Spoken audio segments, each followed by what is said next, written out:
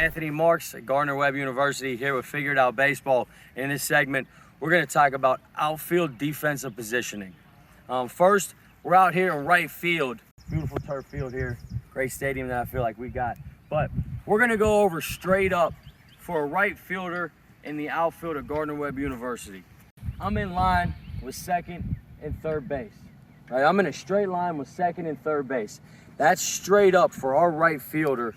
We want our fielder in a straight line with second and third, which some people might think is a little bit more in the gap, but we'll get into that a little bit later on why that's where we want to be. Here we are in center field, where we're going to go over straight up positioning for our center fielder.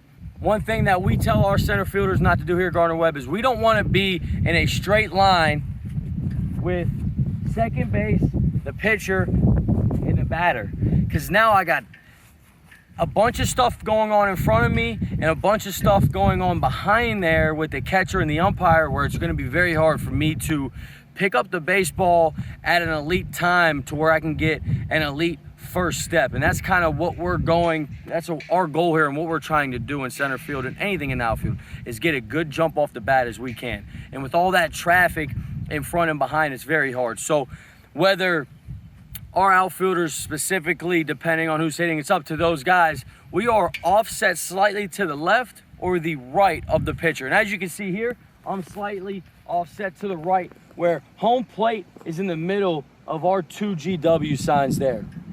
And where we're at here, for us, we have a cheat code.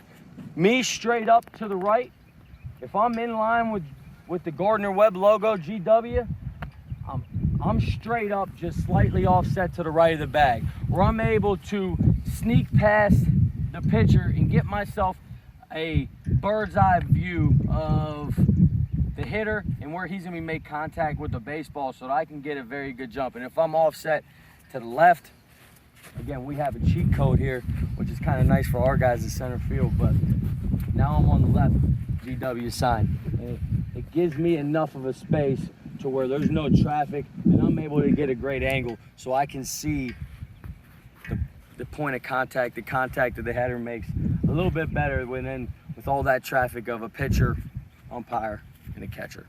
Out here in left field, where we're gonna go over left field straight up positioning for how we try to do it at Gardner-Webb University. And it's very similar to what was over in right field, but straight up for our left fielder is in a straight line with second and first base. And there's a little bit of turf going on over there, so first base is a little bit hidden, but I'm in a straight line with first and second base.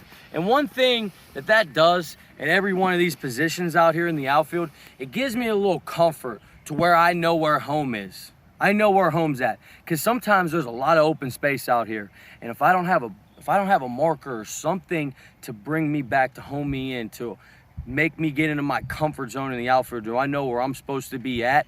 It's tough. Sometimes, am I too far to the left? Am I too far to the right? So what we try and do is we give our guys a marker to where this is our safe place.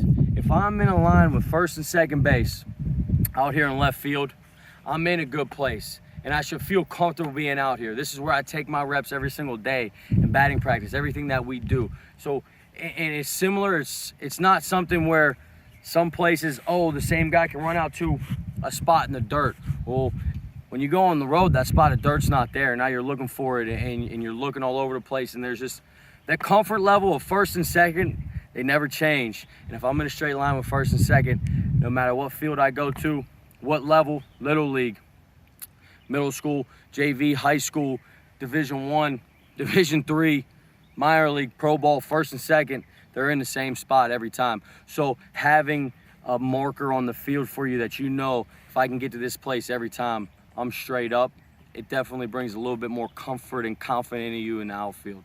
The last thing here with defensive positioning straight up in our outfield, why we have our guys more pinched into the gap straight up is that any high-level baseball game, high-level outfield, you'll see there's three guys more into the big part of the field. Because what other hitting coaches, high-level baseball players are trying to do, big leaguers trying to do. They're trying to hit the baseball in the big part of the yard because that gives them more room for mistake. And if they're trying to hit the ball to the big part of the yard, we need to be able to defend that. And if we can't defend the big part of the yard, that means the ball is getting farther away from us. It gives them a lot more time to run around the bases. Whereas down the lines, there's small room for error, and the foul line is our friend. If they hit on the other side of the foul line, it's a strike. We don't have to worry about getting it. If they hit it in the gap and we can't catch it, now it's a double, and the way we pick the baseball up and get it in could determine whether it's a triple or not. So defending the big part of the field and taking away the big hit is what we're trying to do versus take away a bloop hit down the line. I'm Anthony Marks here at Gardner-Webb University. You just watched defensive outfield positioning, and next you'll watch general outfield philosophy.